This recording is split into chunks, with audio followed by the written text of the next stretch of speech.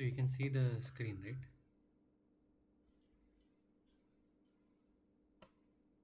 Yes, sir. Okay, thanks.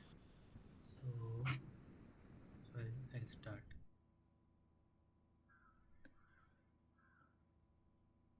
Okay, so my name is Pranav, and I am a PhD student at IIT Bombay, and I'll be taking this live interaction, like problem solving session, every week on Tuesdays for this NPTEL course, that is Unconstrained and Constrained Optimization. So I think what is expected, uh, if you screen is visible, right? Screen is visible, but nothing is written. Yeah, yeah, I haven't written anything yet. Okay, fine. So I think what is written in the course requirements is it's a PG level course, and you must have some math background. So BSc level math. If you have done a BSc level math courses, then that should be enough, I think, to follow the course. So like I don't have a math background as such. I have a bachelor's in computer science. So I think students who will be doing this course will know better, like better math than me. Uh, so like Pavan, can you tell me what is your background? Sir, I did BSc Mathematics from Hindu College Delhi University in 2018 Okay, and MSc Mathematics from IIT Bombay in 2018 to 20 batch. okay, okay. And then I am doing a job I am working as an assistant professor from Oh, 2022. okay. Now I am enrolled as a PhD student in IIT Roorkee. Oh, great, great. That's And one more student is there, right? Lipsy, Lipsy Kamai. Am I correct, pronouncing it correct?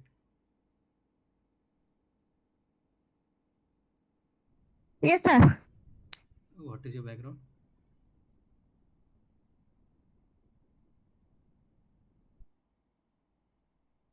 You can type in the chat also if you want. Like, are you a BSc student? Are you PhD student? MSc student? Are you Sir, working? I am PhD student in Soil University, Odisha. Couldn't hear you. Can you repeat once?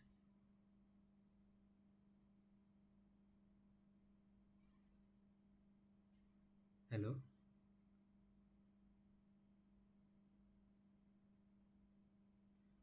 Okay, maybe you have some connection issue or something, I think. Anyways, uh, I hope you are connected. So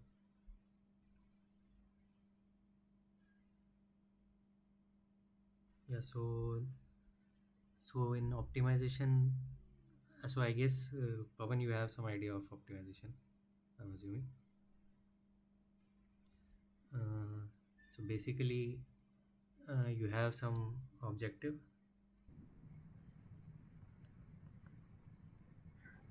and yes. uh, you want to like you want to attain this objective in some optimum manner. So what is this optimum manner that we need to discuss? But in a broad sense, you have some objective. There could be anything, any objective, real life, any objective, and you want to attain it in some optimum manner. So what is the optimum manner that I need to tell you? But I think you may have some sense what it means to obtain some objective in some optimum manner.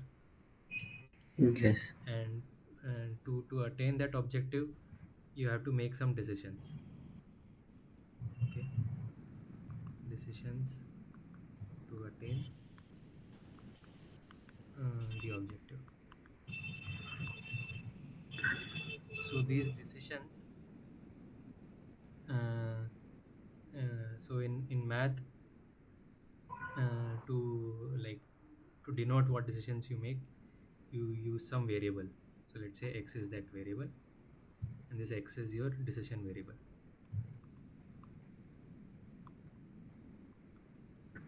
Okay, so x is your decision variable. So you have to, like, what values you choose for x. Let's say x is equal to 1 means a certain decision.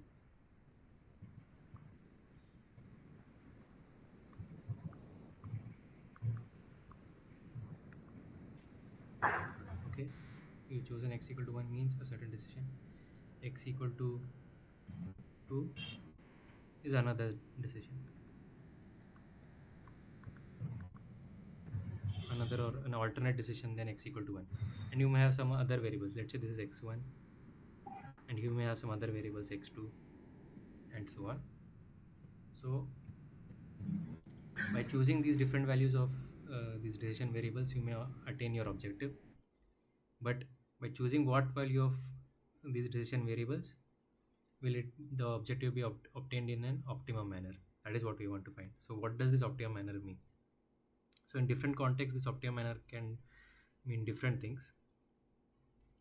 And usually in math programming, this optimum manner is like minimizing some objective or maximizing some objective. So minimizing or maximizing means you may want to minimize some cost, or maximize some reward or profit. Okay, so to give you an example, let's say my objective is my objective is uh, what I'm writing is visible, right? Yes. Huh? Okay, so my objective is I want to go to Delhi from Mumbai. Okay, so this is my objective. I want to go to Delhi from Mumbai.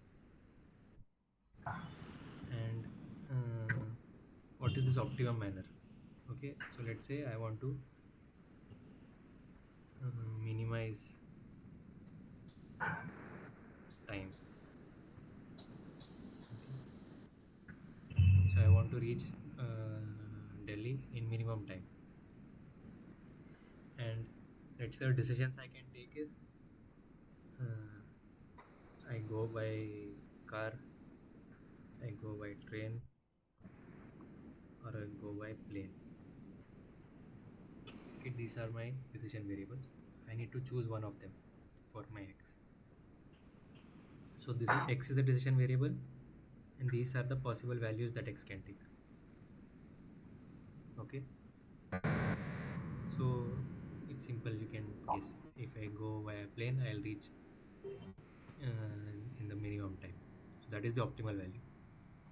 While car and train, although by using those also I can achieve this thing, I can reach Delhi, but they may not be optimal. It will take a longer time for me to reach Delhi if I go by car or train, but if I go by plane, it will be optimal. I'll reach the fastest. Okay, so now there could have been some other options, like I go by ship, let's say.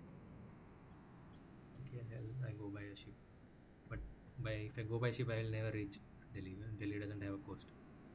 So this is in some sense, and this is a feasible set, feasible solutions.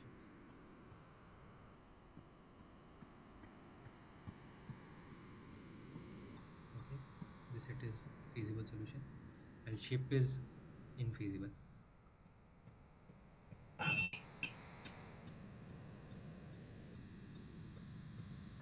because my objective is not really attained by if I use a ship. So it's so my modes of transport should be such that it can reach the destination from the source. By ship, I can't reach my destination from the source. That's a constraint on my Mm. decision variables. Okay, so there's a constraint.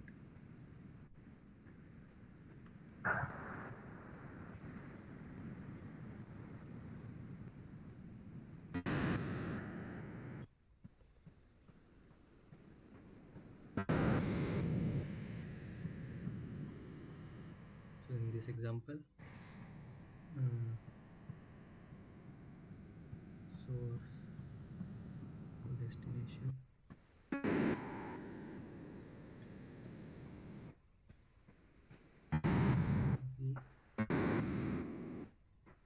be reachable. So via ship I can't reach, so it's infeasible. Okay. So now this is okay. I can add additional constraint.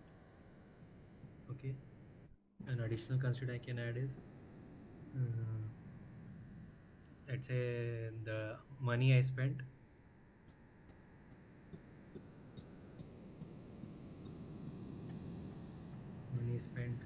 should be less than some thousand rupees. Let's say I'm saying I need to reach in the minimum time, but I should not spend more than 1,000 rupees. Okay. So then, uh, like if I go by plane, it may cost, flight tickets may be, I think, higher than 1,000 rupees.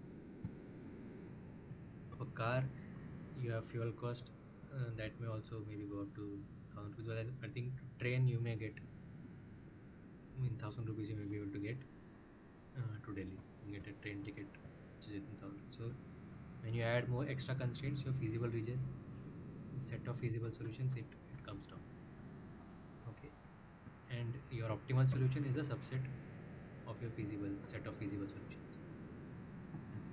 So plane is a subset of car and car, train, plane, whatever the set is. Okay. So this is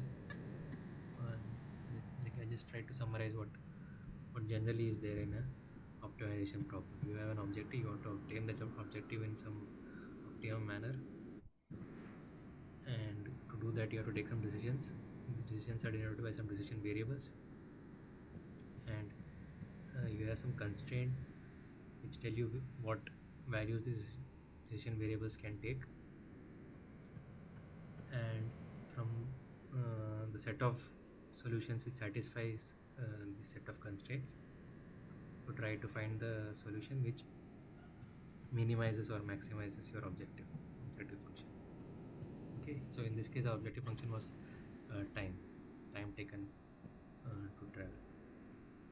Okay. So for different kind of tasks, these objectives will change, constraints will change, the type of decision variables will change. For example, this example, if this is similar to what Google Map does. You have to, if you write your destination, it will give you the shortest route that minimizes the time for your travel. So there some optimization problems are there. And in like when these logistics companies, they are delivering, they want to plan the route of their delivery vehicle such that they can deliver at maximum number of places with the same vehicle, and deliver the maximum number of products also. Okay. And not make the vehicle travel too much. Like how many vehicles to choose, there is a decision variable, how many vehicles to choose, which vehicle should go where, which vehicle should deliver which product, from which warehouse it should go to deliver the product. So these are all decision variables for those logistics companies, for those delivery companies like Flipkart, Amazon, you know. And in like e-commerce websites also, Zomato also. yeah, Big. Zomato, which delivery partner they should assign this whatever order you have placed. So these are examples. Like you can think of many examples. Like these are very popular examples these days, but there are many. Like it's a quite an old field. Like it's not a recent field. It's a old field. Lot of developments that have happened in this field. That's why it's a robust PG level course. Mm. Okay. So any doubts in whatever we discussed till now? Okay. Okay.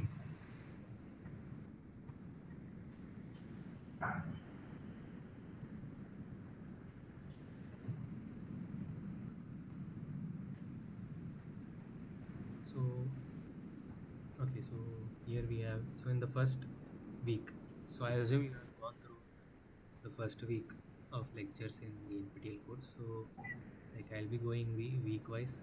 So today we will be discussing mostly what was taught in your week one. So I'll try to solve some problems which are related to week one. So it may help you solve your assignments. And yeah, so you should watch those lectures. So sometimes I may not watch the lectures.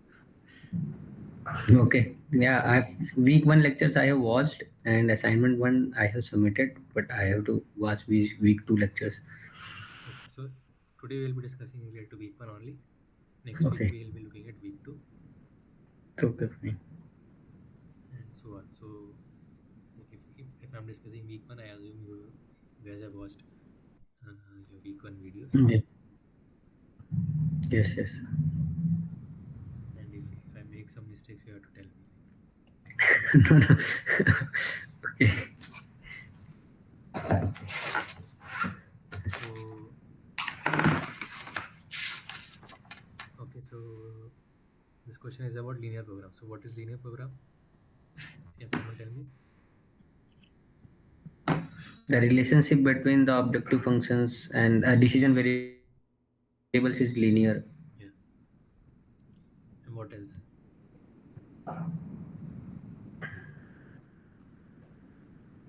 One more thing, right? Constraints.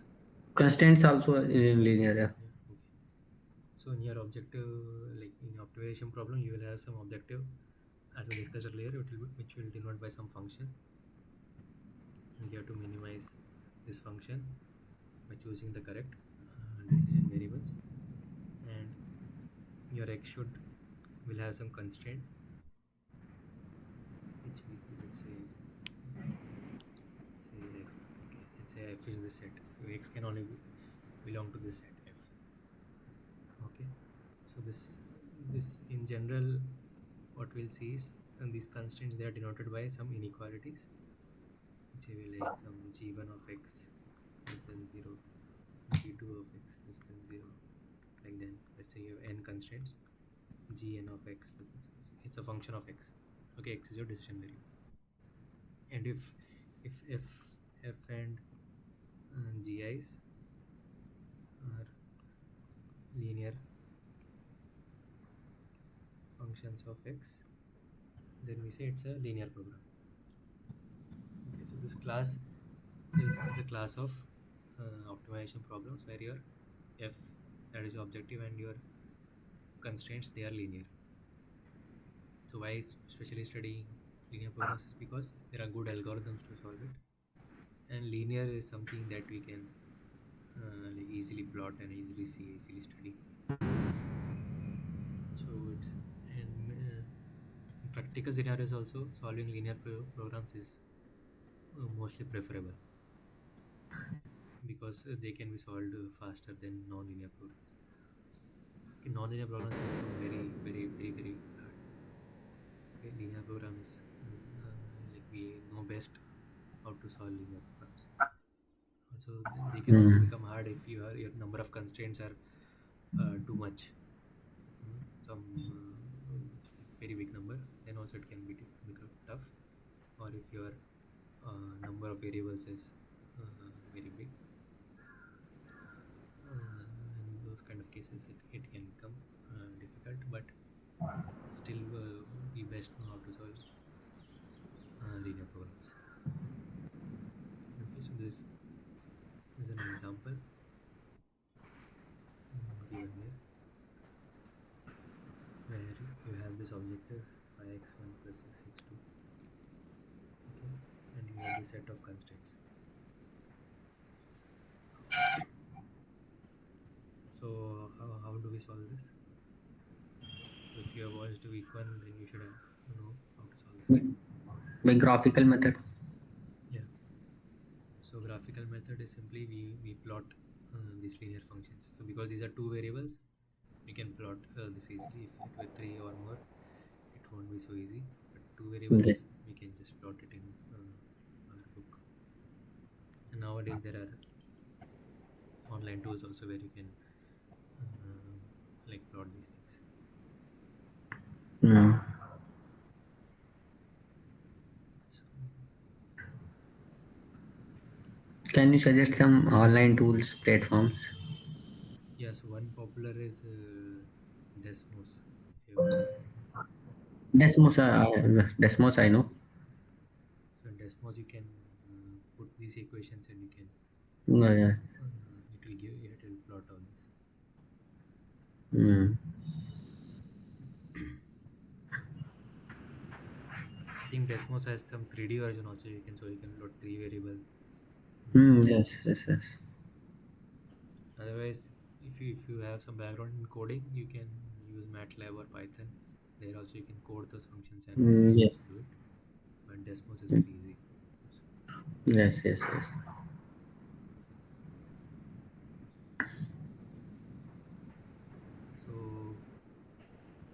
So I have plotted the two decision variables x1 x2. It's given that x1 is greater than equal to 0, x2 is greater than equal to 0. So for feasible region, x values will be on the right side of the axis, both y and x. Okay, and so we need to plot the other constraints.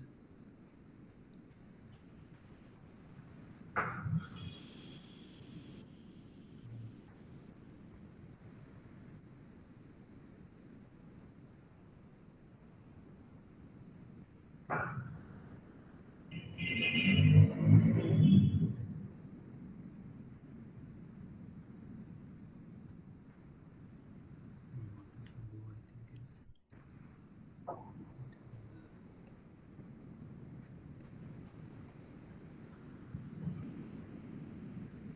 let's change this to this.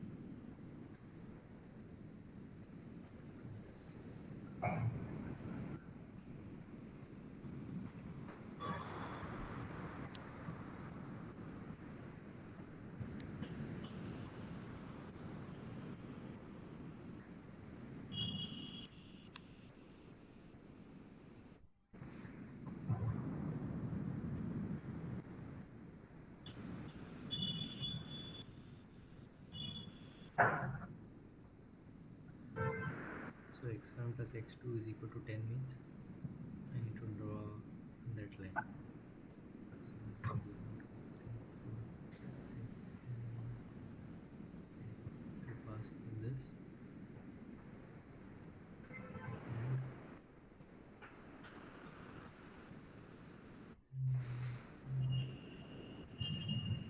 and things cave inside this.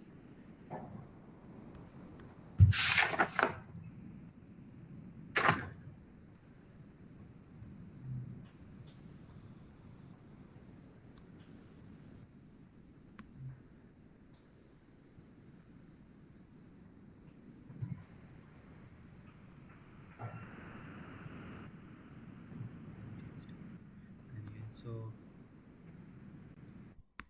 this is your line x1 plus x2 equal to 10. So it's a x1 plus x2 should be less than equal to 10. So that means which side of this line is x1 x2 feasible?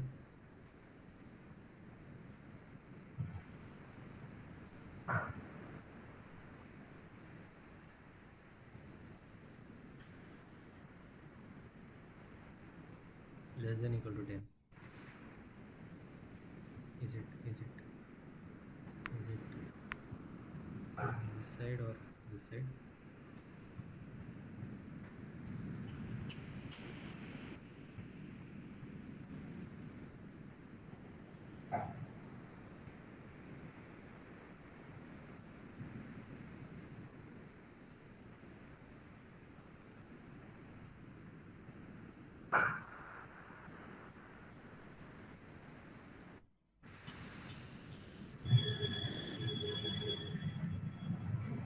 It's easy to check, right?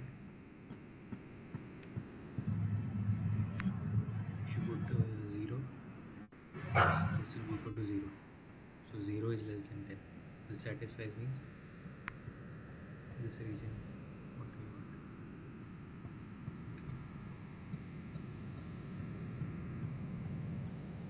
And here's some other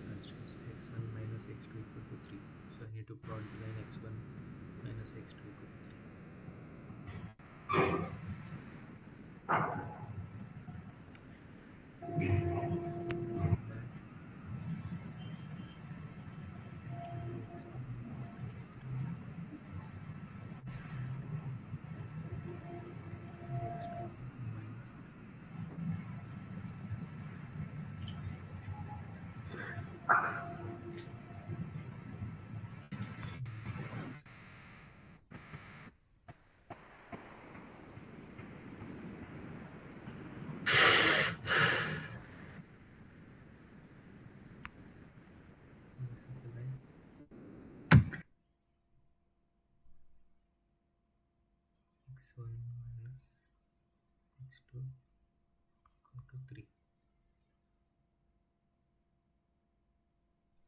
So now if I look at my feasible region, what will it be?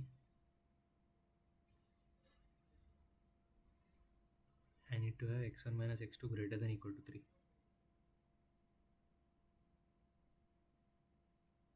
So again I can do the same thing. I put 0 here.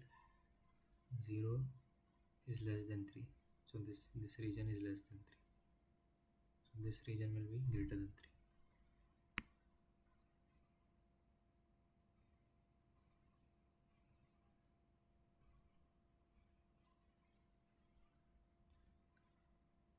Now I have one more constraint, that is 5x1 plus 4x2 less than equal to 35. Another message.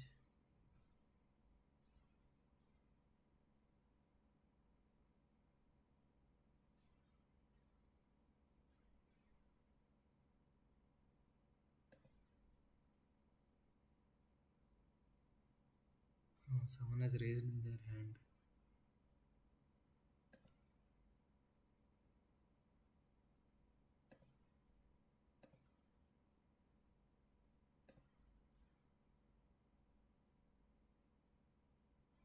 Okay. If you have any doubt, you can unmute and ask, or you can type in the chat. Okay, I hope my screen is visible to you.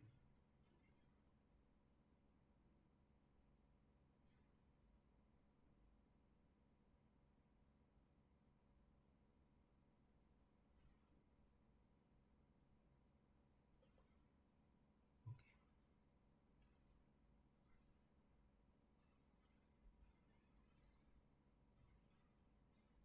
So where were we?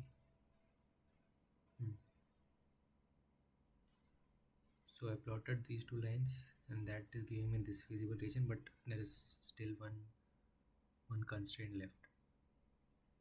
That is 5x1 plus 4x2 less than equal to 35. So that means should do x1 equal to 7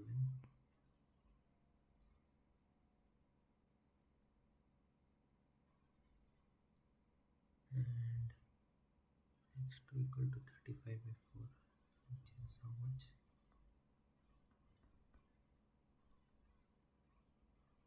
4 is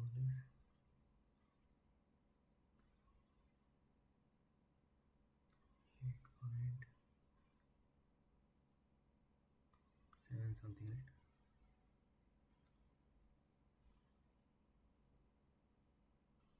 So let's say it's somewhere here.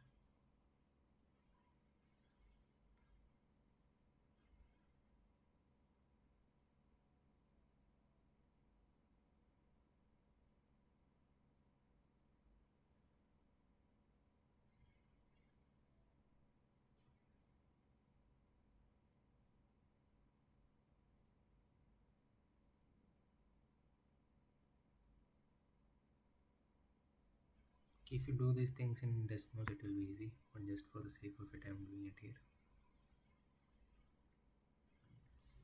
And now you need to see which is the feasible region. So this line is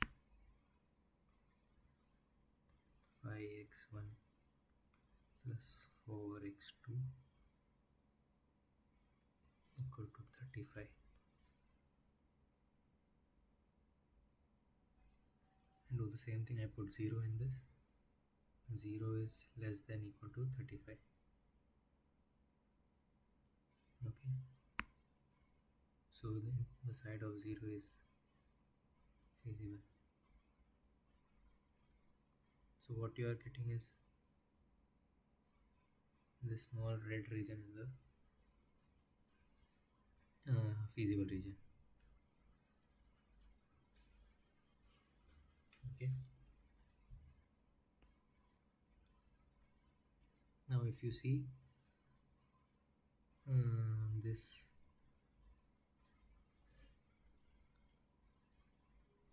feasible region is a look at some sort of a triangle.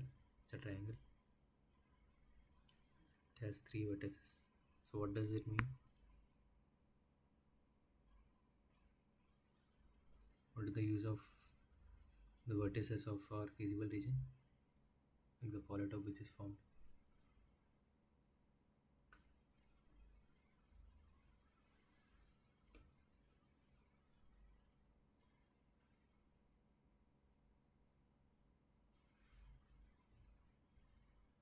Any idea?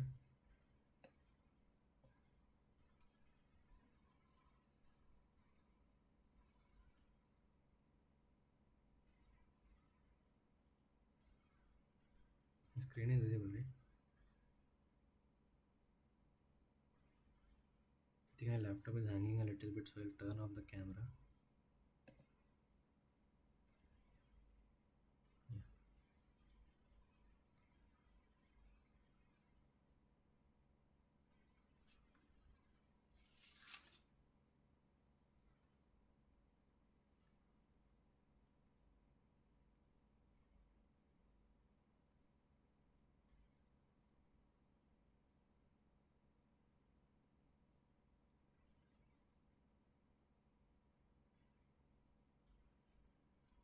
So what does this? How can we know the objective value that maximizes this function from this polytope, like from this feasible region?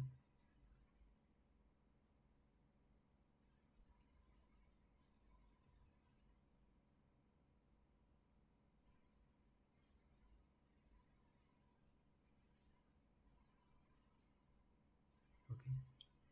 So because this feasible region is closed, our optimal value will be one of these vertices. Okay.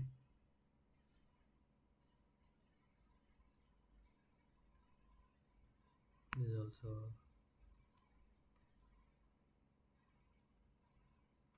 region.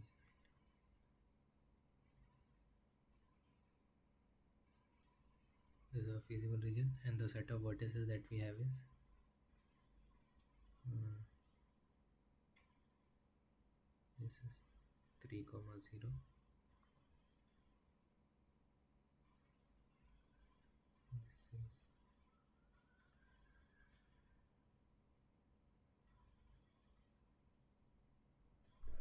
7 comma 0.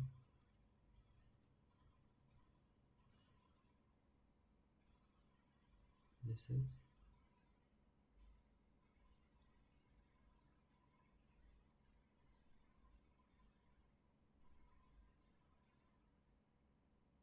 and to solve these two equations, right,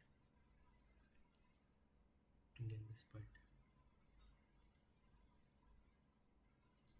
So I can do 4 times that equation, which gives me 4x1 is 4x2 equal to 12, and if I add these two I get 9, sorry, 9x1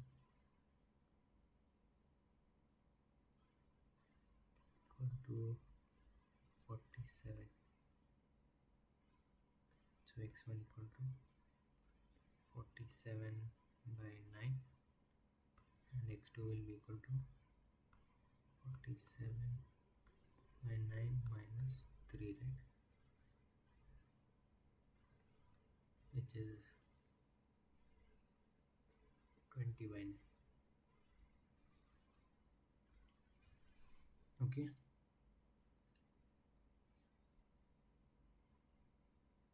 So my third point is 47 by 9 comma 20 by 9. So I need to put these values in my objective function and see which maximizes the objective. Okay.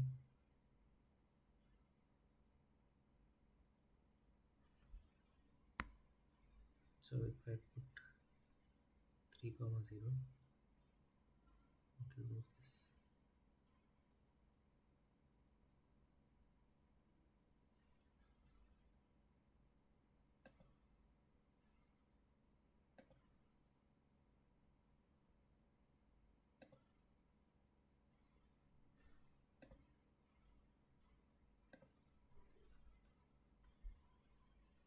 Yeah, if I do 3 comma 0 into my objective, what do I get? 15. If I put 7 comma 0 in my objective, I get 35. And if I put these two values in my objective, what do I get?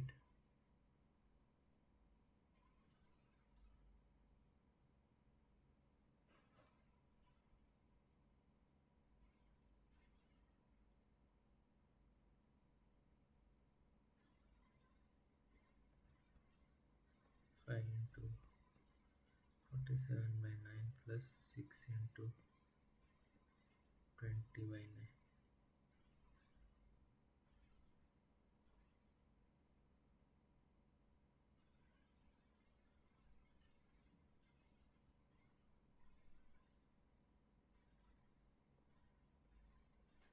235 plus 120 by 9.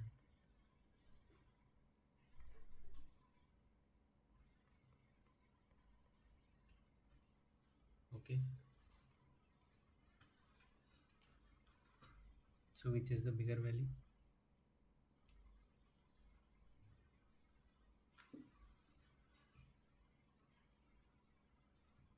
This is the biggest value, right? Or of these three.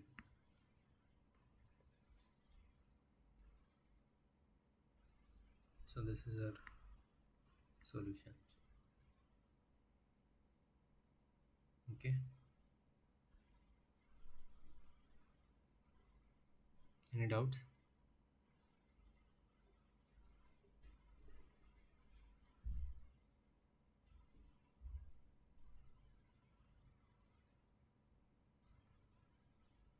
No, it's fine. Okay, so it was in this x1 x2 plane, we plotted all the constraints. We've tried to find out the region where the constraints are satisfied, and this region forms a convex polyhedra, like a polytope. It's closed, and the optimal value will be at the corner points. Okay, so you get, this is your feasible region, right? When if you plot this function, uh, like if you plot phi, let's say this is equal to k. Okay, if you plot this, it may come out something like this. Let's say for different values of k, let's say this for k1, phi x1 plus 6 x2 equal to k1, and if you increase or decrease k1, this will move left or right parallelly.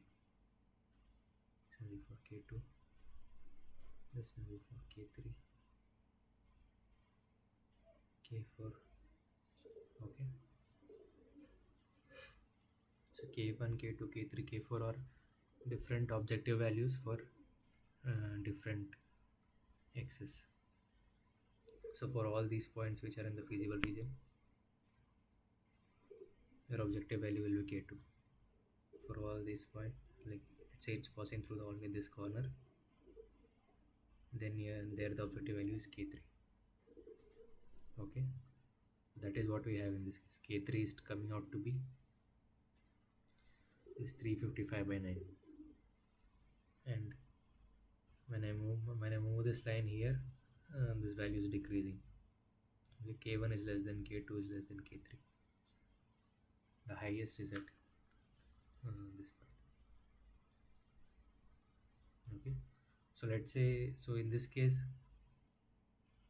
this was our feasible region.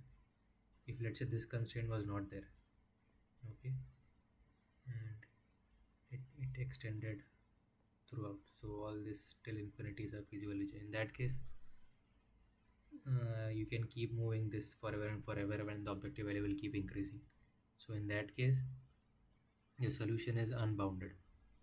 In this case, because we had a bounded polytope, so our solution is at a corner point. If it was unbounded, our solution would also be unbounded. This was a minimization problem instead. Then that means we have to move the objective function to this side, and this would have been our optimal solution. But because this was a maximization problem, we had to move it towards here. That is where our this value increases. Okay, as we increase k1, this moves to the right. Okay, I hope whatever I'm saying is clear to you.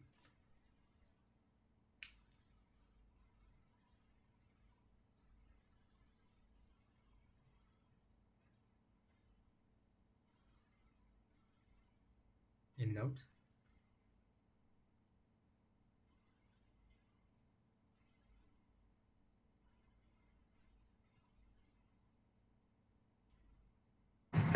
No, it's okay. We'll go to next problem.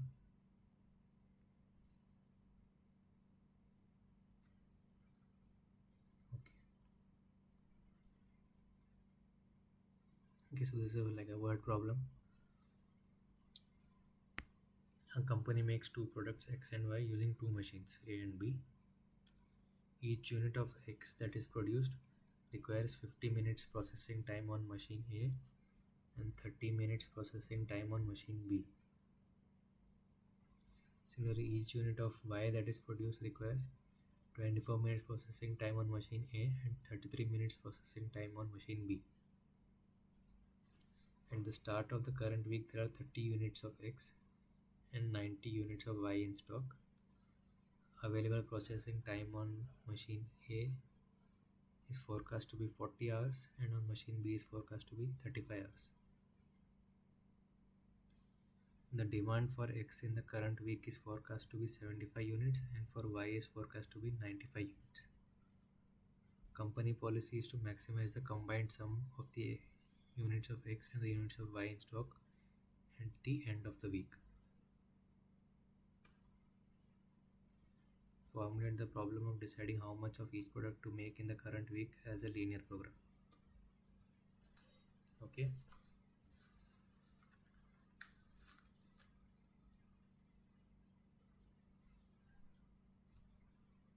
So let's say, so what is our objective in this? I hope you were able to read the question. Okay. If you haven't read, just try to find out what is the objective.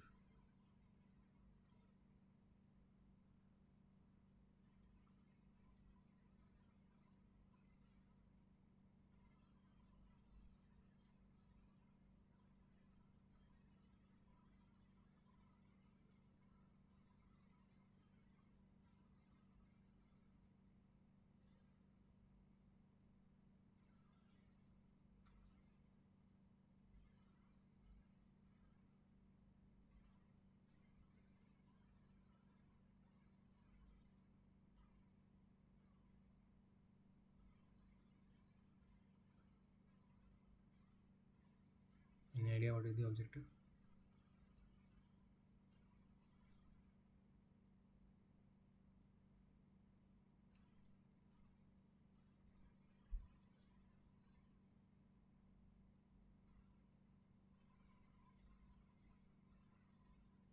So if you look at this third paragraph, it says the company policy is to maximize the combined sum of the units of X and units of Y in stock at the end of the week. Okay, so this is the objective. You want to maximize the combined sum of units of X and units of Y in stock.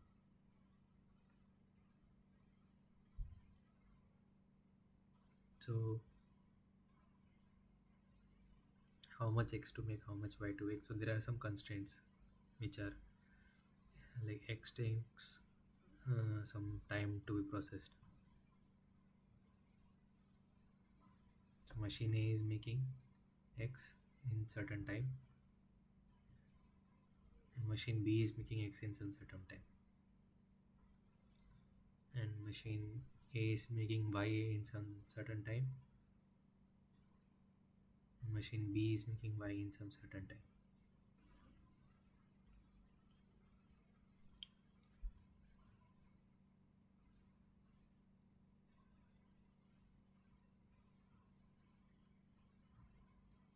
So let's say you make X units in this week,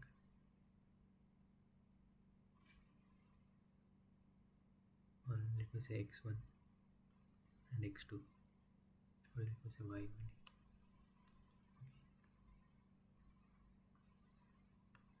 Number of units made in this week, and Y is units of X.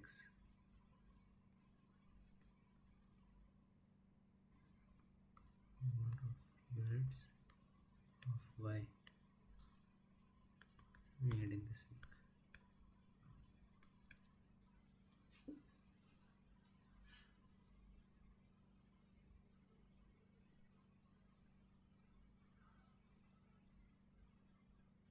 Okay. Now our objective is to maximize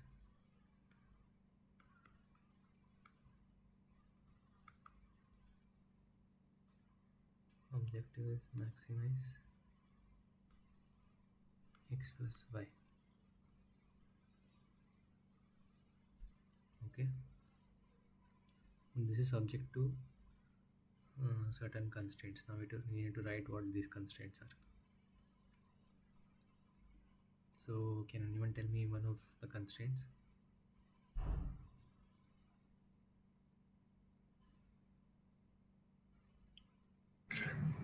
50x plus 24y less than equal to 40. 50x plus 24y 24y less than equal to 40. less than equal to 40.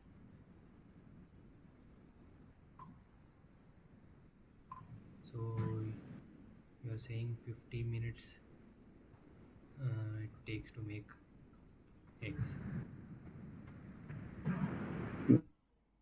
Yes, on machine A. Yeah. And available, and on machine A, Y takes, 24 minutes. yeah, Y is processing 24 minutes.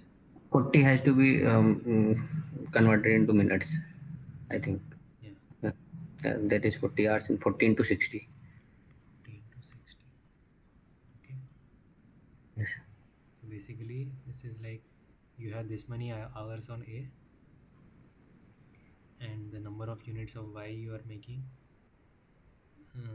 that is 24 into Y. Is that what you're saying?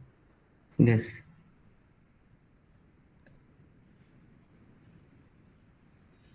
But what about machine B? That is 30x plus 33y equal to 35 into 60.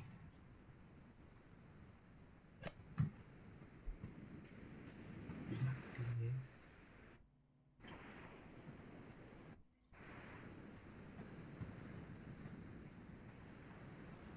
Plus 33y less than equal to 35 into 60. But will this is this correct?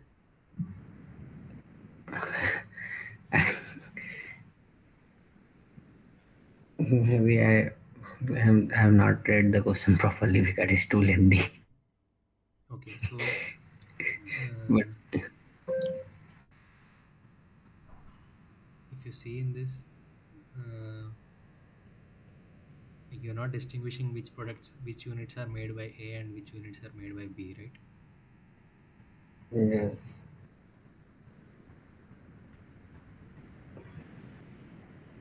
So how do we account for that? I took the machine A, which produces 50 units of. Wait. Two machines in which X is produced by requires 50 minutes.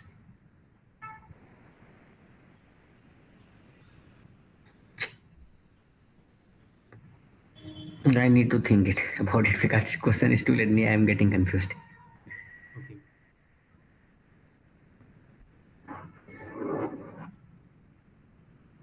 So I hope you are understanding what the problem is in this. Yes, I am understand getting the problem.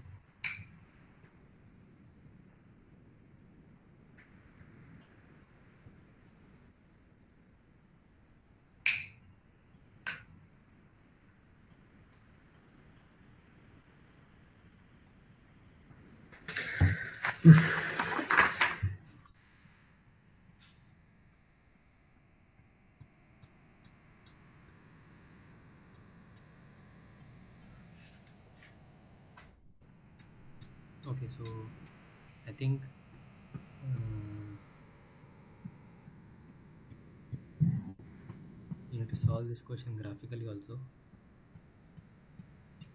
So the other way would have been you say how many units of X are produced by A and how many units are produced by B. Similarly, how many units are produced of Y are produced by A, Y are produced by B. Then you can write 50 XA plus 24 YA less than equal to 40 into 60. Similarly, 30 XB plus 33 YB less than equal to 35 into 60.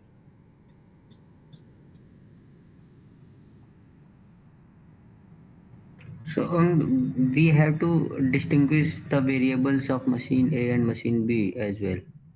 Why cannot we use X and Y for machine A and machine B both? Sorry, can you repeat your question? Because if we use variables XA, YA, XB and YB, Mhm. all the decision variables are different, are changing, right? Yeah, these are different. But there is one more constraint, right? Uh, No, this is the only constraint, I think.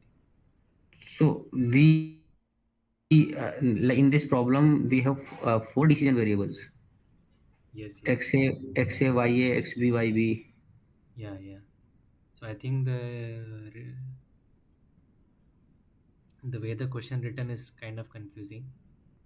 Yeah, because I am also not able to concentrate. Actually, no, So I'll tell that's right. you what the problem is. So in this it is written each unit of X that is produced requires 50 minutes processing time on machine A and 30 minutes of processing time on machine B.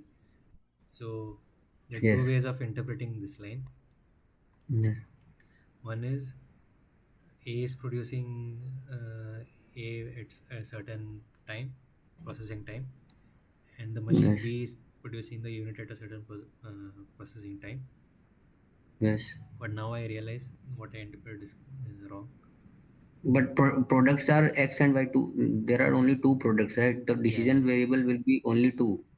No, that is not necessary. Okay. That depends on like how your question is. So if I interpreted in what I just said right now, that each machine is making like the product X in different manner.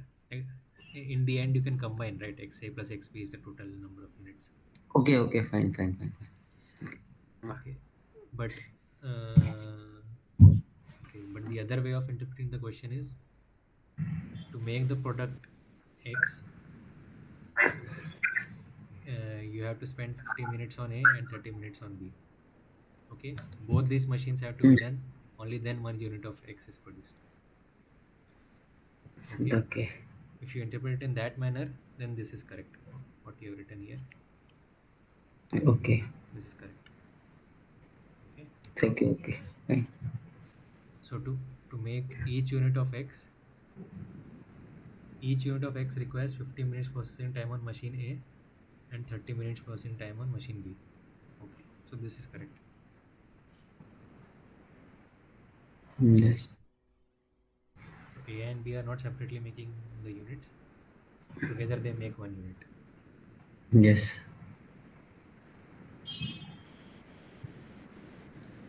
And we have one more constraint, right? Yeah, one more will be there.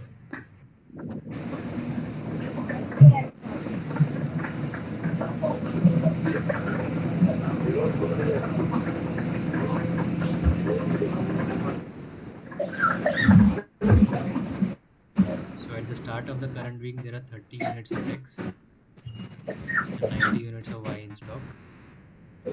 And the demand for X is 50 and the forecasted is 75 units. Okay.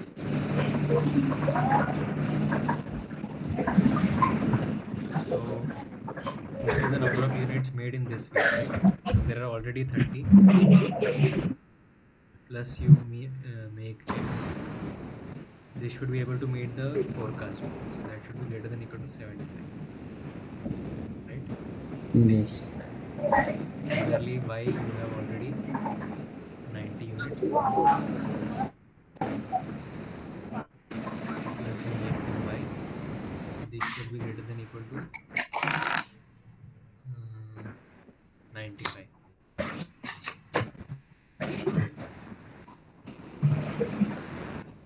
Then this makes your X should be greater than equal to 100 and Y should be greater than equal to 5.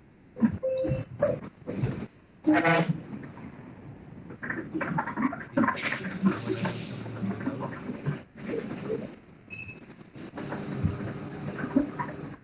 If you don't have any question, then you can mute yourself. I think there's some background noise right now.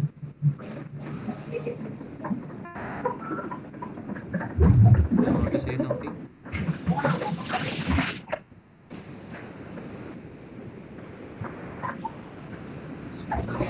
Sundari S. You want to say something? Okay,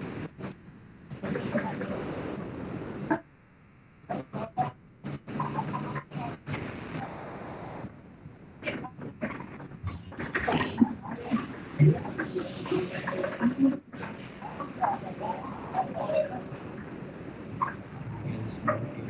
If you want to say something, just unmute yourself and say, or you can type in the chat.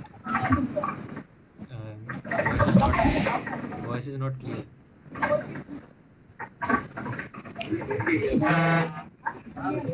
I think she forgot to unmute mute yourself herself. If you have an option, then please mute. I'm muted, but if you're trying to say something, you're not audible, so you can write in the chat. Okay, I'm currently muted. I have one doubt in the assignment question. Which week? The first week. So assignment week one we can't discuss right now because Okay, okay. some I have attempt. I have attempted basically, yeah, but but the others may not have, so that's why. okay, fine. Okay, next Okay, week we okay, can discuss it, okay, okay, fine. or maybe you can write a mail to me. I can like suggest something. Okay, your mail ID. But I have attempted, but I have guessed it means seeing all the four options. But I don't I have a problem in the question which have penalty costs, right? I I don't think actually it's know the questions. right. What? Like I don't know which what questions are there. Okay, okay, you don't know. Okay, fine. So you Then we will can discuss later. Okay, yeah, fine. you can write a mail to me. I can write my email in the chat, Yeah, sure. or there is a discussion forum also there. You can post it. Okay, fine, fine.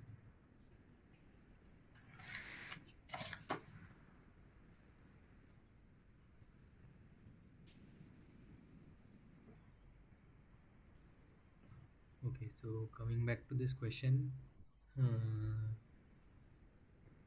so this was our objective, and these are our set of constraints. Okay, one, two, three, four.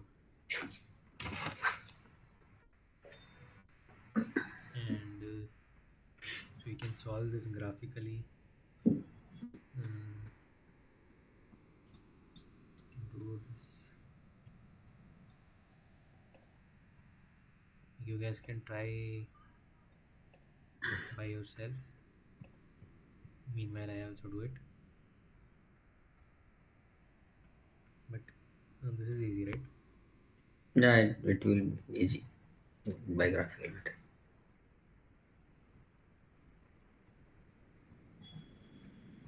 X is greater than 45. Y is greater than 5.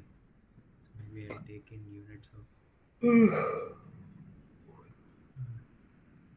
5 or something like 5, 10, 15, 20, 45. So this means y greater than 5.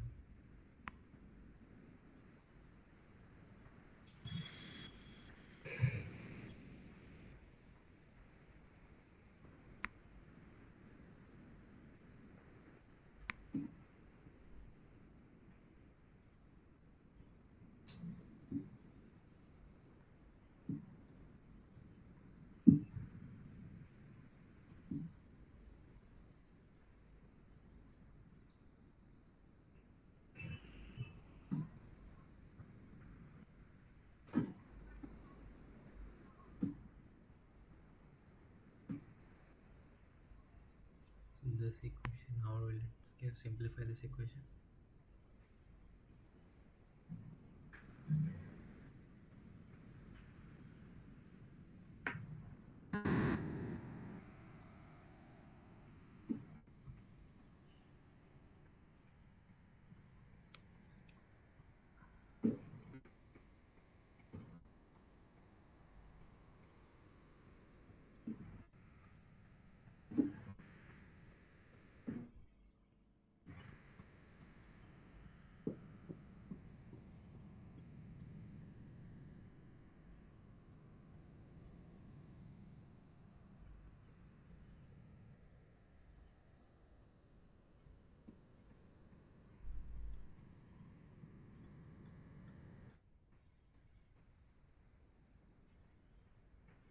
Maybe I'll make this 10.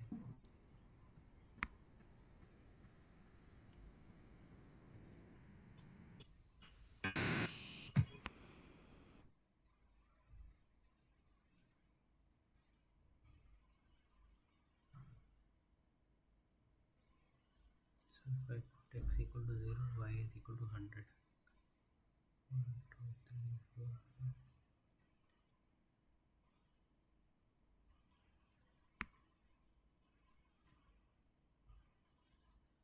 Y equal to 0 gives me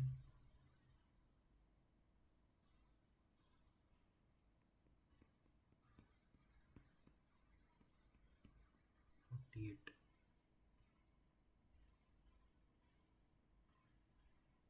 Somewhere here.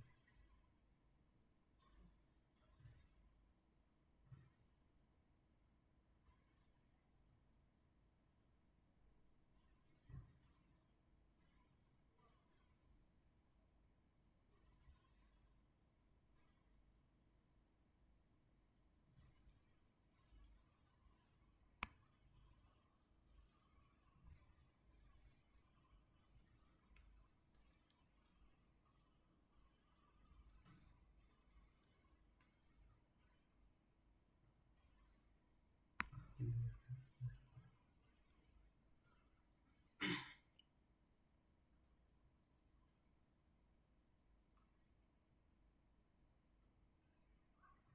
This is my feasible digit.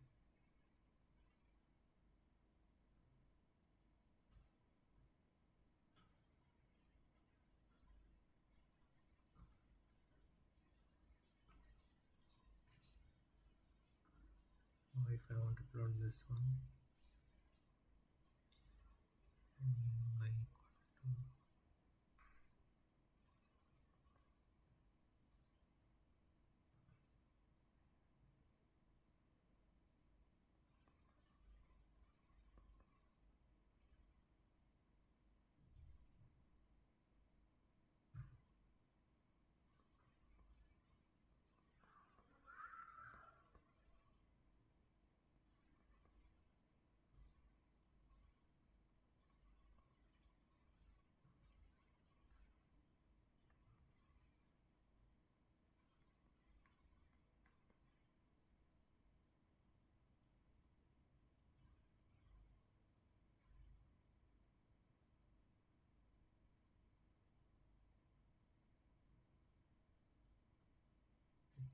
3 point something, right?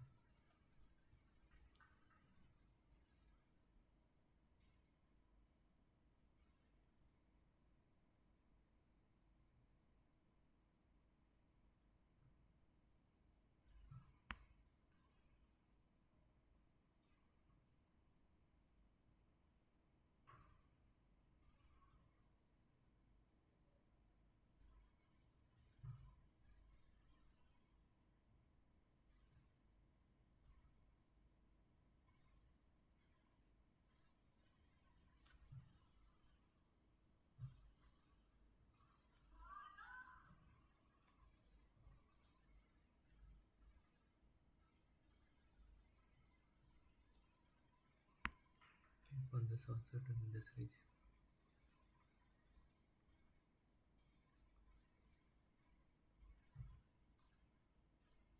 So I think we have plotted all the four. This is not this is okay. Now it will be visible.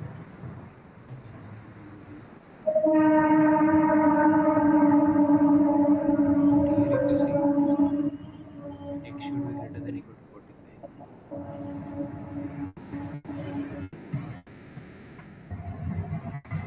So it's this very small region that is visible. Y also should be greater than 5. Yeah. So it's It's also very little.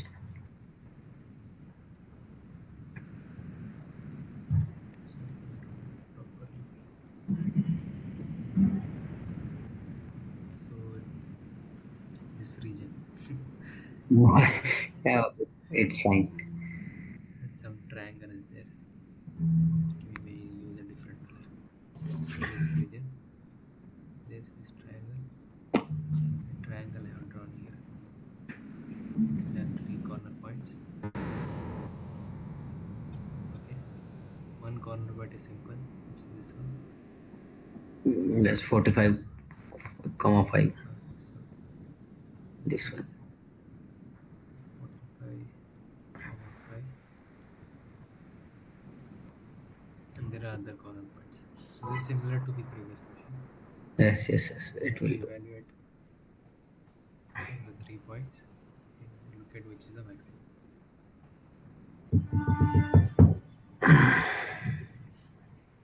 Okay. So I'm not Okay. solving it, but because we have already solved very similar question. Yeah.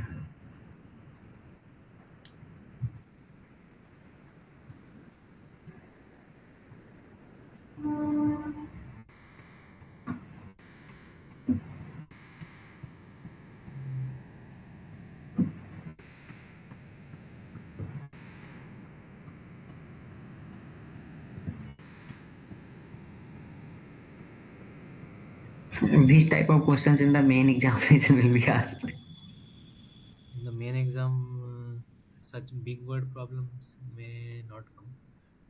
Okay. It may come actually. You It can never say because this is not very tough in some sense. You have to do it just like yeah, yeah. It will be objective, right? yeah, it will be objective. Okay. And the questions will be like based on the discussions and the video lectures, right? It will be mostly based on the video lectures. Mostly. In this discussion, like I am not part of making the question papers. Okay, no, I'm just asking like it will be based on the video lectures itself, right? Yeah, yeah. So these questions that I am discussing is just I find from Well, here and there yeah, and this, okay, okay, it's fine. uh, but maybe it will be of the nature of the problems that are there in the assignment. Okay, Some varieties of that. okay, okay. Like basically assignment type questions are will be there. Yeah, actually, I've never given an NPTEL exam, so my assumption is like that. Okay, okay. I'm also giving first time. That's why I'm worried about it Yeah. Uh, because I am doing coursework and I have to Do one course from NPTEL. Okay, but it will be of that nature only. It won't be very like something very tough. Like if you have Oh, done the assignment questions, you will be able to do it. you will, okay, fine. Then fine. And you know about the grading criteria? Like it will be relative or absolute? It won't be related. It's absolute. Huh? What? It's absolute. It's absolute. Yeah. From what I know, it's absolute. Like I never heard that it's relative. Okay.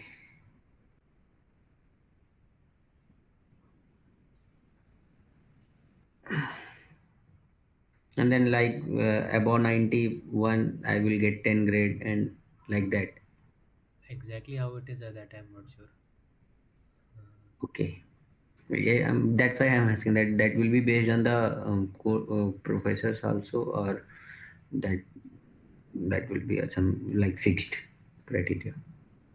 Actually, I'm not. I don't really know how exactly it is because I'm only part of this online discussion. Okay, okay, Yeah, but you can, if you thank you. really want to know, you can post in the discussion forum. There are other TAs who work with the professor, so they might be able to answer this. Okay, okay, fine. Okay, No, fine.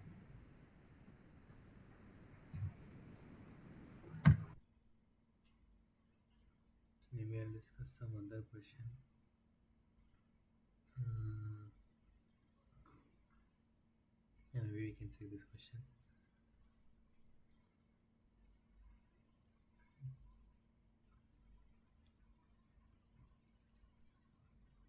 Hmm. So like this is also similar kind of question if you see, except there are three variables. But you need not solve in all these three variables if you look at the constraints carefully. So the objective is to minimize this linear function, and if you look at all these constraints, there is only there are two constraints in C, and one of them is an equality constraint.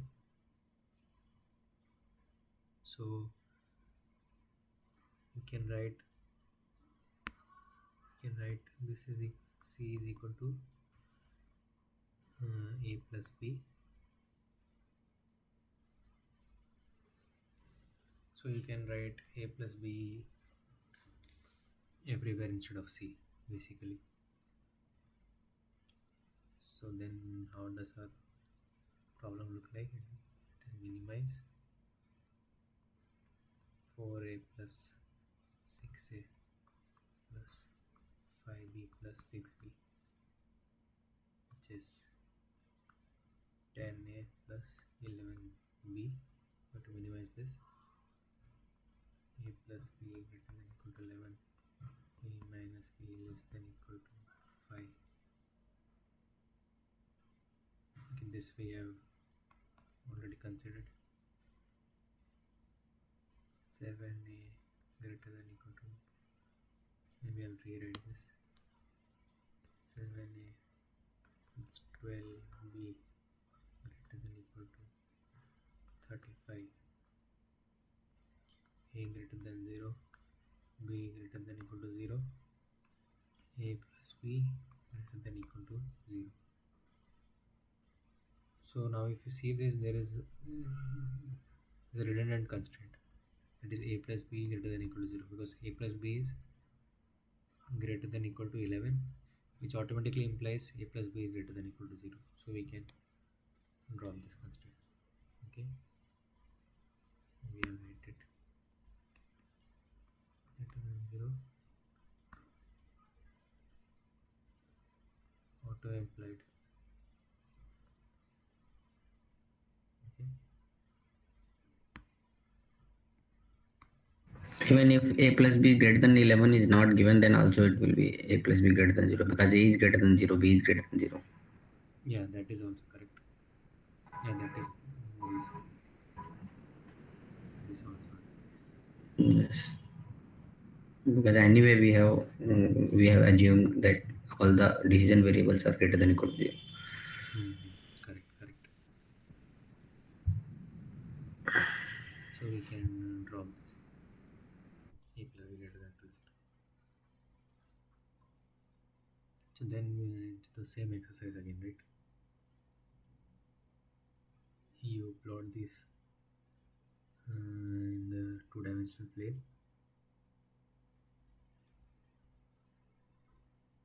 and find if it's a closed thing, you just look at the corner points. If it's not closed, you look at like whether it is unbounded or not. In this case, it will be closed only because you have a, b, and it is given that a greater than 0, b greater than 0, and you will have some constraint like I think one of these constraints will give you something else in this direction. I think.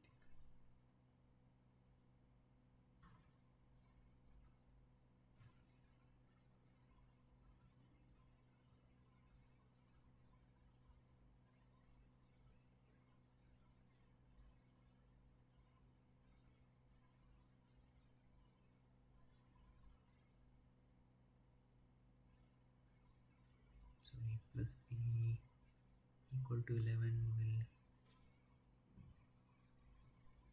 so this a plus b equal to 11.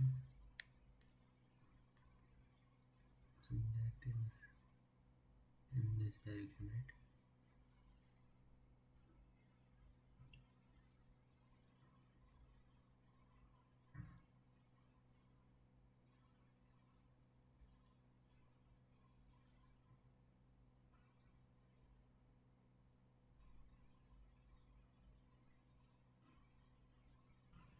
No, I think in this case you will get some unbounded region, but towards a minimization problem, it will still be a conflict. It's not really infeasible.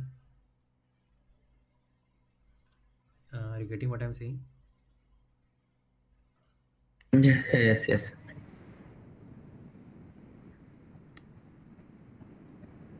So basically, it will come.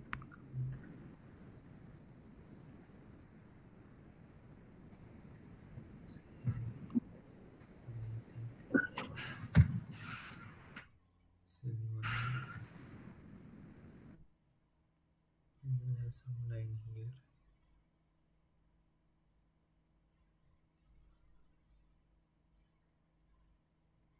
Phi.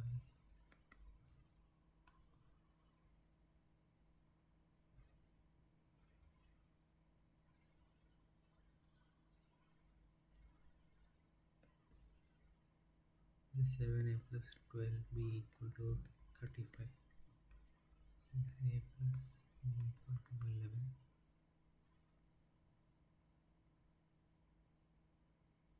And you'll have a line from here. A minus b equal to 5. So this will be a feasible region for this.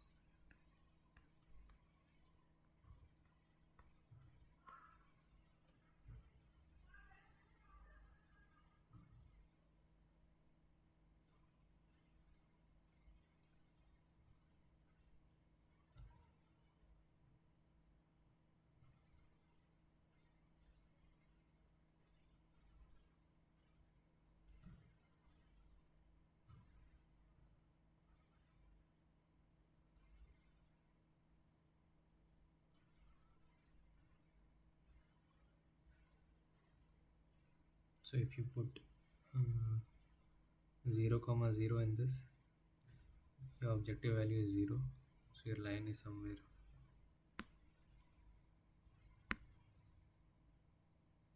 Line will pass through here, and put 1 comma 1. Objective value is 21. So 1 comma 1, let's say it's somewhere here. Maybe it's here somewhere.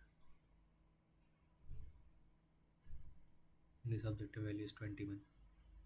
So you have to minimize. So somewhere it will pass through this corner point. So as you go go in this direction, the objective value is increasing. Objective is to minimize. So this will be your, it's somewhere like the slope I am drawing may not be correct, but it will pass through this. So minima will be at this point.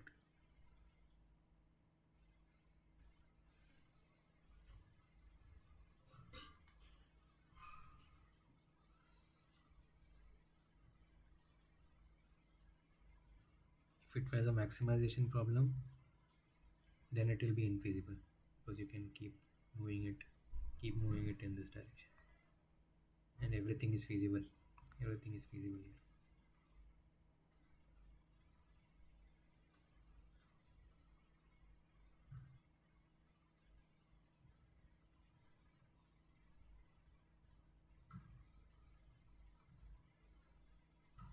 Okay.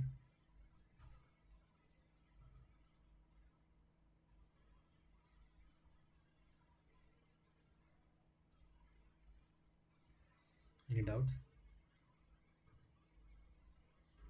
I didn't draw exactly this what the graphical solution. I just roughly have put it, and because we have done it already, so I think you have some idea how to do it.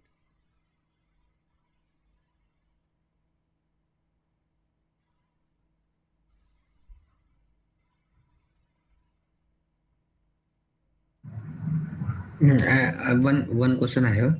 Yeah. If there is an unbounded region Hmm. and the problem is of maximization, Yeah. then it will have an unbounded solution. Like we call it, there is no optimal value is obtaining on the corner points, Ah. and the problem is increasing while we are increasing in the x, y, and y values. Then we will say that LPP is unbounded. Yeah. Okay, fine. That's Solution all. is unbounded. Solution. What about LPP? Means what about the solution? Solution is unbounded. Then we can say that LPP is unbounded, right? Yeah, you can say. You can say Because like if it's a maximization problem, you can say the solution is plus infinity. If it's a minimization problem, and yeah, it's unbounded, then solution is minus infinity in some sense. minus infinity. Yes, yes. Then we will. If option is there that LPP is unbounded, then it will be correct, right? Yeah, yeah. Yeah, fine.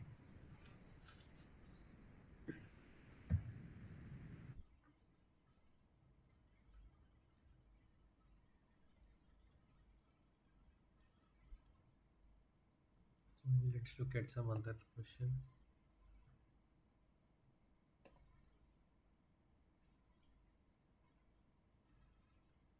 Again, some different word problem. Company manufactures two products A and B. Profit per unit sold is £3 and £5 per unit of A and B. Each product has to be assembled on a particular machine. Each unit of product A taking 12 minutes of assembly time, and each unit of product B 25 minutes of assembly time. The company estimates that the machine used for assembly has an effective working week of only 30 hours. Technological constraints mean that for every 5 units of product A produced, at least 2 units of product B must be produced. Okay, this is very similar to what we did. Actually, it's a bit more simpler, I think.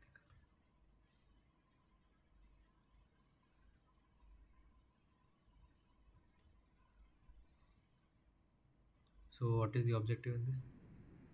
Objective will be maximize 3x plus 5y, where x is related to the product A and y is related to the product B. Okay, so X is units of A, Y is units of B. Basically, we want to maximize the profit of Yes, this company.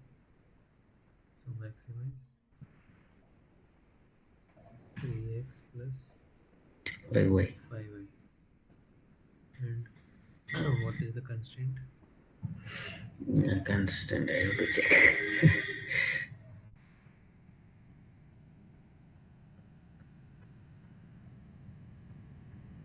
each unit of product is taking 12 minutes of assembly time.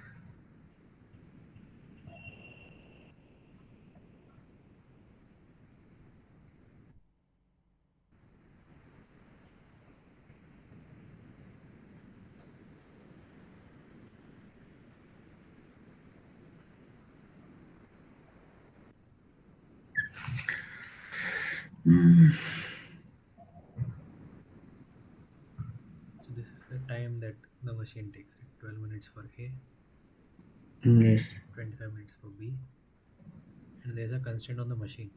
Machine also, yes. That every 5 units of product A produces at least 2 units of product B.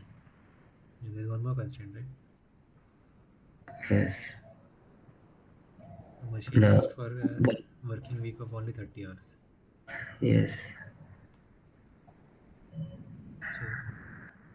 So that means 12x plus 25y is less than equal to 30 into 60.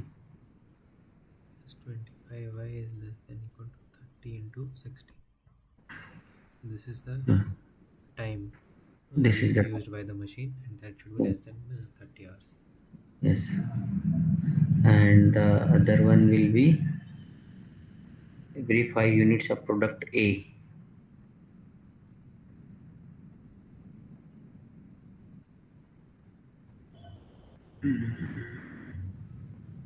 produced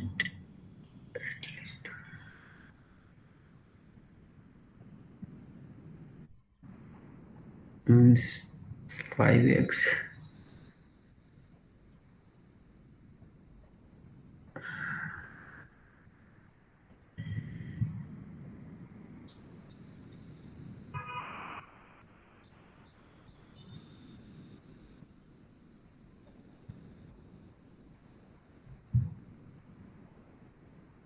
5x is less than equal to 2y.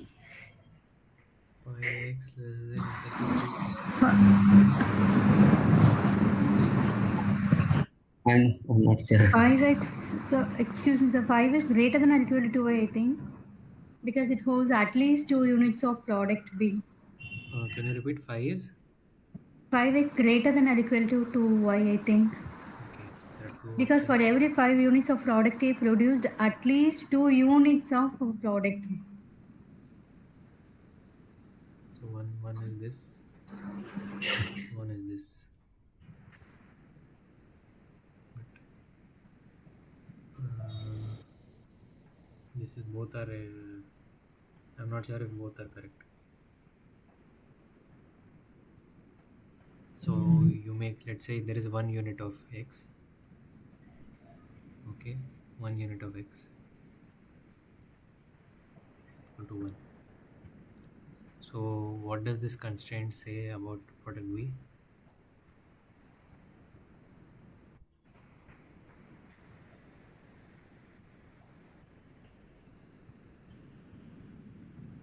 Every 5 units of product A means 5x.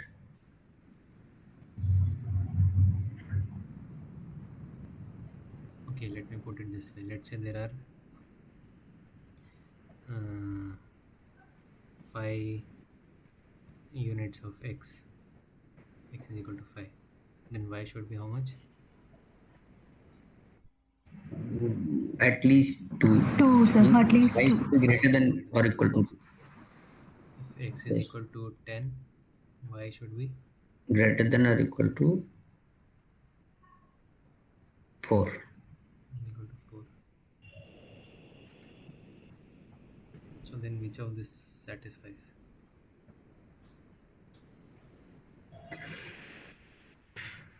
Fx 10 to the 15 and 4 to the 8. How did you get this value? That is what this is what.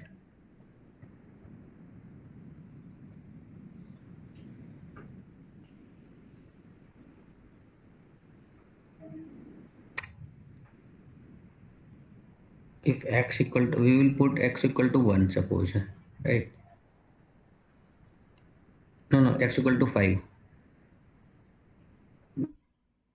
So then we will calculate the value of y. x equal to 5 means this, x equal to 10 means this, x Yeah, equal to x we means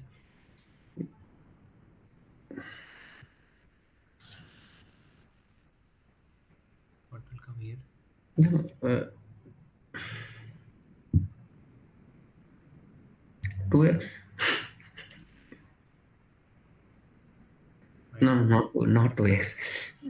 Like in the above, if I will put x equal to 5, then the second one will be 5, 5 to 25. 25 is greater than or equal to 2y, right? Then divide by 2, it will be 12.5.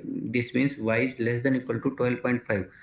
And in first one, it will be y is greater than or equal to, yeah, y is greater than or equal to 12.5. That's, and it is obviously y is greater than or equal to 2. That's why I'm saying 5x is less than or equal to 2y will be correct.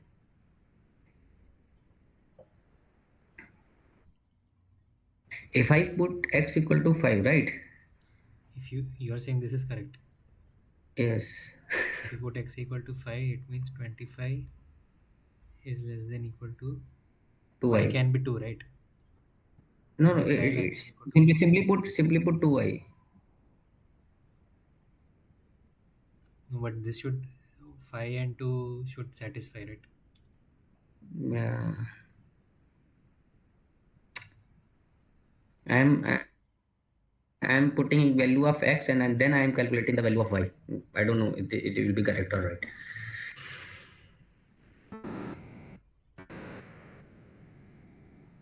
So how did you calculate this? That is what I'm asking. How did you calculate this and this from x? Yeah. That is what you have to put here. Yes, yes, yes.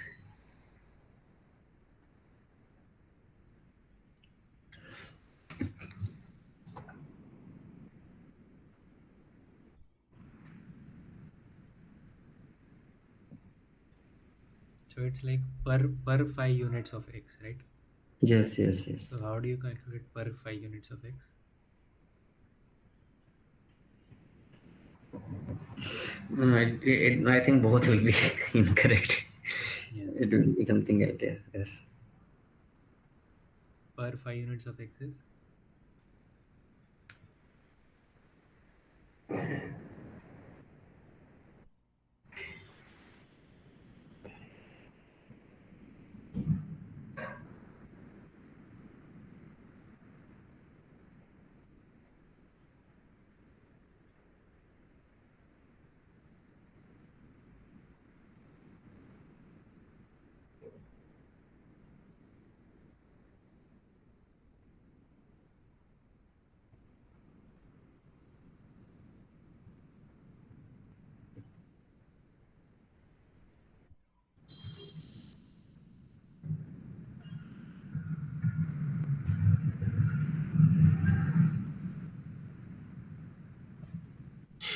Can we say like this? Every 5 unit of A, wait, 5 units of product A is at least 2 units of product B. Then 1 unit of product A, at least 2/5 units of product B.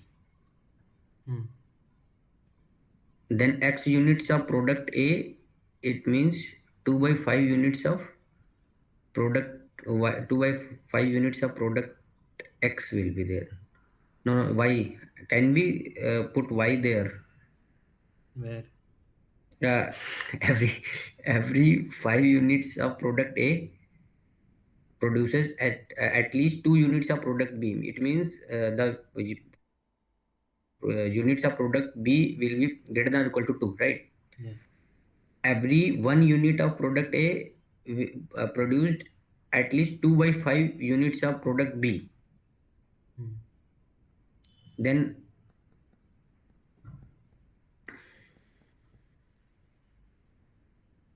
right? Then if I take every X unit of product A produces 2/5 X units of product B, yeah,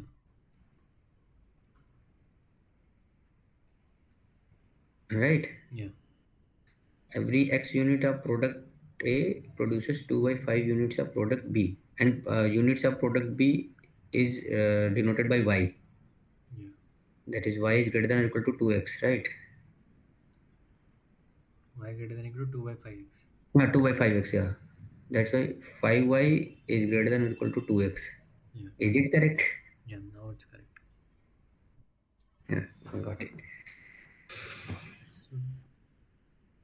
So this is not correct, right? No, this here. It means 5y.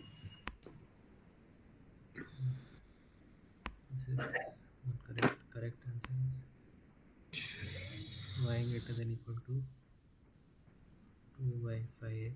So in other words, 5y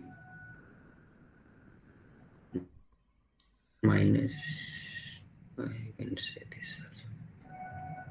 2x minus 5y less than equal to 0, or 5y minus 2x greater than equal to 0.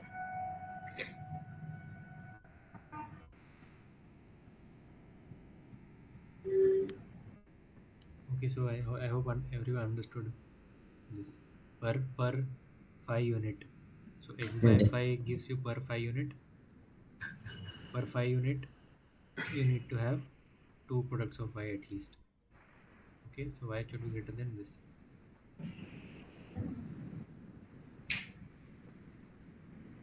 Yeah.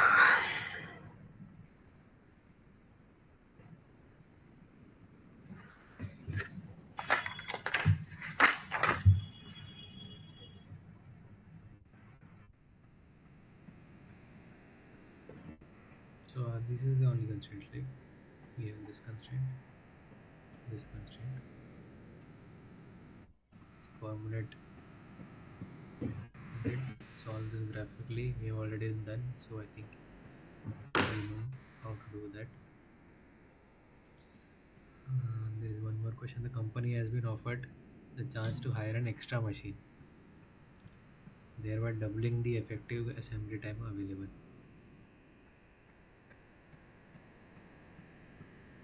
The chance to hire an extra machine. What is the maximum amount you would be prepared to pay for? So what does this mean? How do you account for this constraint?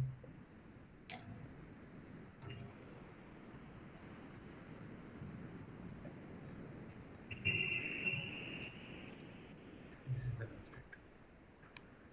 constraint. Yes.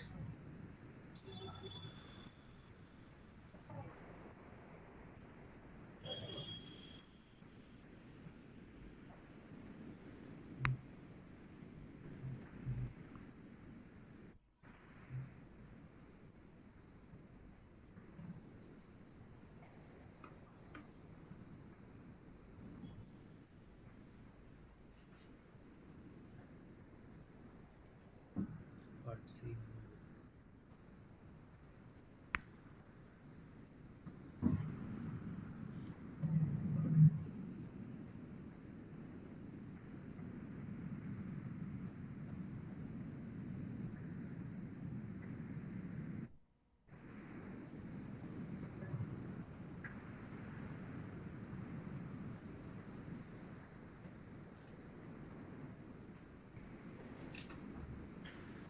Effective assembly time को double कर रहा है. Assembly 30 hours था तो 60 hours हो जाएगा. Yeah. So simple, right? So what is the change we make? The objective, will The, it change? Will the objective change? no, Objective same.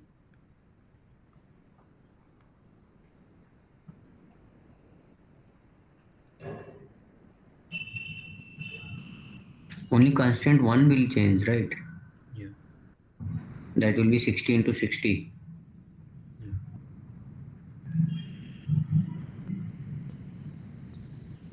Yeah. And this,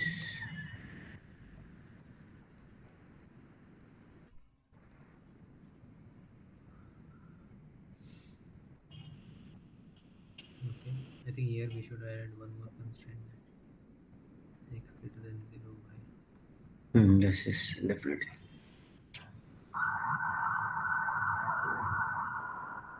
Okay, so now I have question. Let's say you solve the first problem and you get the optimum value as p star, or let's say p1. You solve the second problem, you get the optimal value as p2. Yes. Which one will be which one will be higher? This is the profit, right? P1 Yes. is the profit in problem 1, P2 is the profit in problem 2. Which will be higher? Which profit will be higher?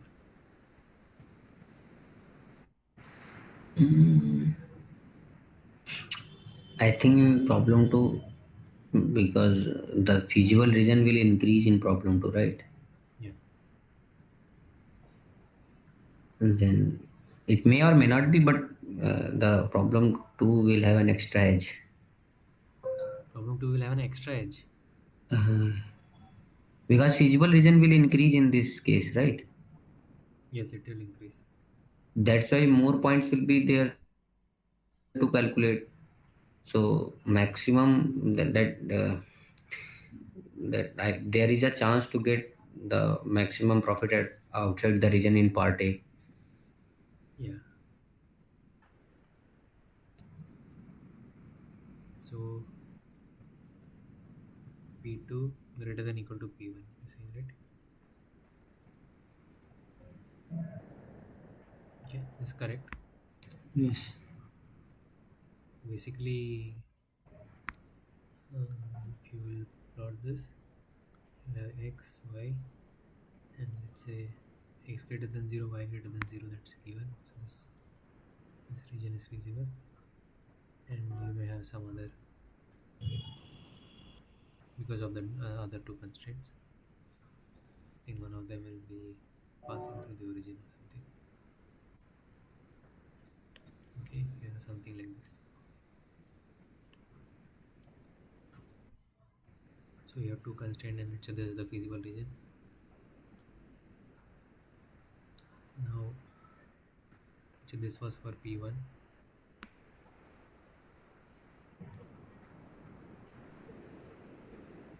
problem 1 I'm saying now. And in problem 2, let's say this was the first constraint, 12x plus 25y less than equal to 30 into 60. This was the first constraint. Yes. This constraint has been changed in problem 2,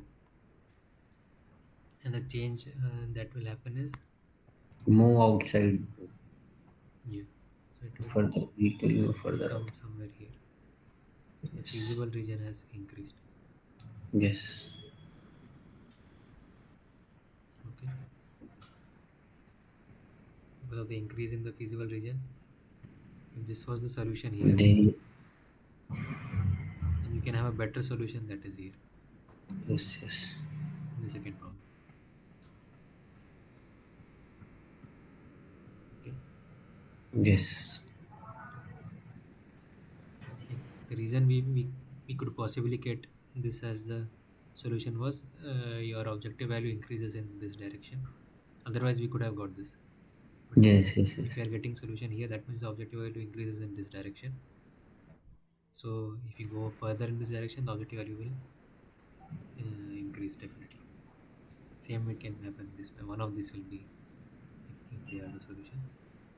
If it was this, it will be here. If it was this, it will be here. Yes. Okay.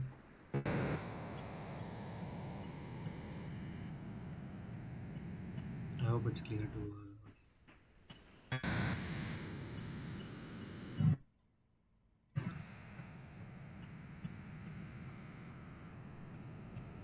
So then maybe I'll do just one more question.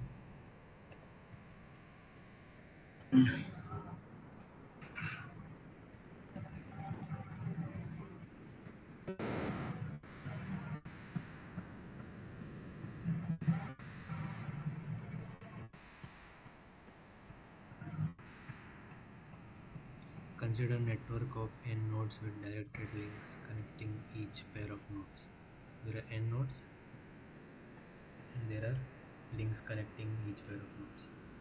Okay, there are some n nodes.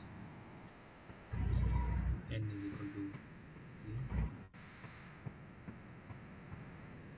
and there are directed links connecting the nodes. Okay,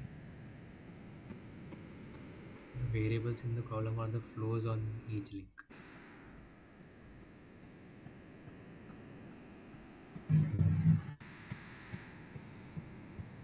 So there is some flow which is denoted by xij.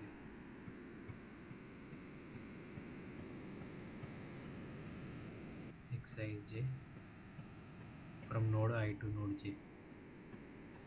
The cost of the flow along the link from node I to node j is given by Cij Xij, where Cij are some constants. So the total cost across the network is this. Okay. Each link flow Xij is also subject to a given lower bound Lij and an upper bound. So the flow through these directed links has an upper bound. Like at most flow can be Uij between node I and j, and at least it has to be Lij. The external supply at node I is given by Bi. So this has some external supply also Bi. This is node I. Okay, this node I, it has a node supply Bi.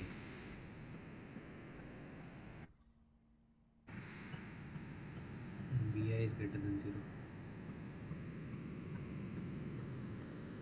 Okay, Bi greater than 0 means external flow enters the node I, and Bi less than 0 means at node I an amount mod Bi flows out of the network. Okay, we assume that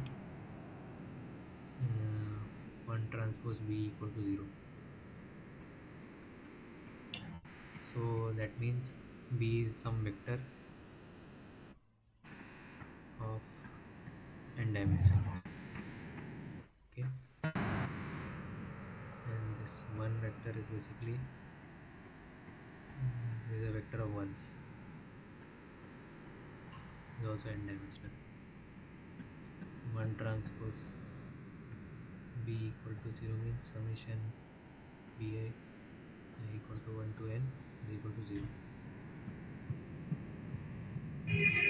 In Bi, so there these nodes are there, and each node has some external supply. It's not connected to the any of the networks. These are B1, B2, B3. It's coming externally. It's not part of these connections. The total of B1, B2, B3 is zeros. That is, there is some inflow, there is some outflow into the network. Is captured by these B's. At each node, we have conservation of flow. Total flow into node I along links and the external supply minus the total flow out along the links equals 0. So how do we put this conservation of flow constraint? It's for each node. So for node I, how do we do that? Node I, there is a node I. How do we do the conservation of flow? So node I will have some Bi coming into it, and it will have things going out of it, right? Like xi1 from node I to 1, xi2 node I to 2, like that. Some xij to node j. And there will be incoming also, right? Incoming from some other node. Let's say k, x,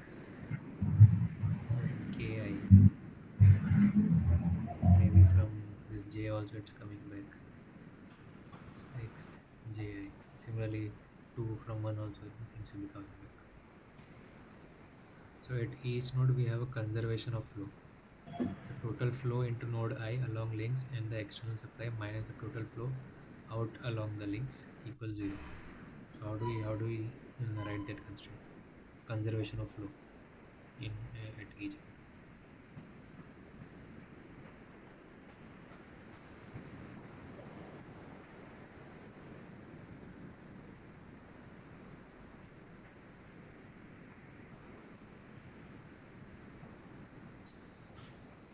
summation x I k Summation equals to bi equals to k vi. equal K equal to to 1 to n whatever it is. k equal to 1 to n. How many nodes? Yeah. So this is saying the amount of flow which is going from I to every other node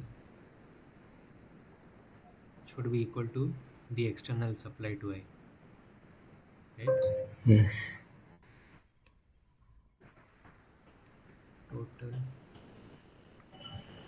outflow from I to other nodes. This is external supply to I. But there's one thing missing, right? Yes, yes, yes. Something that whatever it will be present there. What is coming from I from the other nodes? What was that?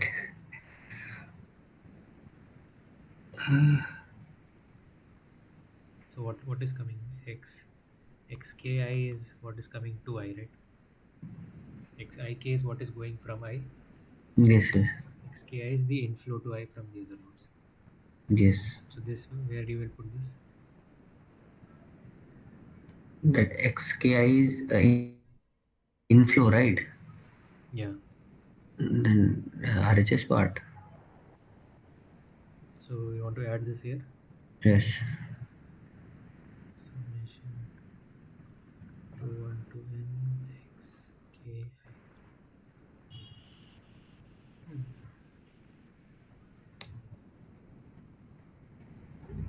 This looks correct, right? Yes. Or I can say xik minus xki summation equal to bi. Yes. So, So what is the overall LP? The problem is to minimize the total cost of flow through the network subject to the constraints described above. So what is the cost? Cost is this, right? yeah, so you have to minimize c. So if you look at the LP is minimize summation Cij Xij equal to 1 to n, and we have 1 was Xij less than equal to Uij less than equal to Nij. This is for all I comma j, right? 0 to Yes. 1 to n. And we have this flow conservation constraint, that is summation xik k equal to 1 to n uh, minus summation xki equal to 1 to n minus bi is equal to 0. Okay, this is for all I in 1 to n.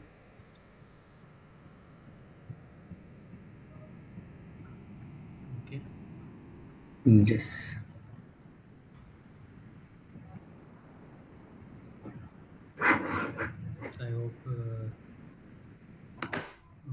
question was clear. Yes, yes. The upper Can we get yeah, the can we get the these questions? yeah, I'll be sharing this. Yeah, fine. This video also will be uploaded. That- Okay, fine. Okay. That means the whole 2 hours video. Yeah, yeah. Okay, fine, fine. The PDF will also be this whatever I've written. This PDF will also be there. Just sure. So, some drive link will be shared with you. It will have all the PDFs, and I think this video will be in YouTube. Okay, thank you.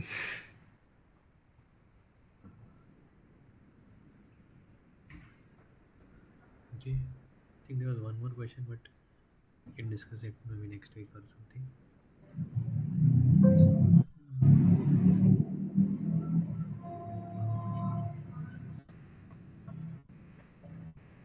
So, you have any doubts on whatever we discussed today? Anything else that you want to ask? No, it's fine.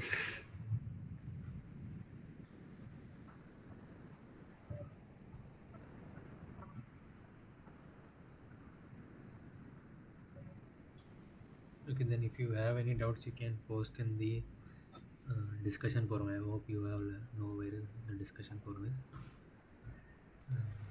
Yes, sure. I'll share my email also. You can like mail me also. Just write subject line like NPTEL course doubt or something. Right. And next week we'll discuss week two. I think week two simplex algorithm, which is it's like the computational algorithm for solving LPs. What we did graphically is very easy, and it but it only works for two variables. Max, if you work very hard, you can do for three variables. But you more than that you can't do graphically. At least I don't know how to do it graphically. So simplex is a computational algorithm. So we'll look at. I don't know exactly what is discussed in the lectures, but I think maybe the proof. I don't know if the proof is at least the algorithm will be discussed. Why it works, how it works, and that is what makes solving LPs easy in some sense. Simplex algorithm. So nice algorithm. Okay. Okay. So if no more questions are there, I'll stop the recording of this lecture and I'll close the session and we can meet next week.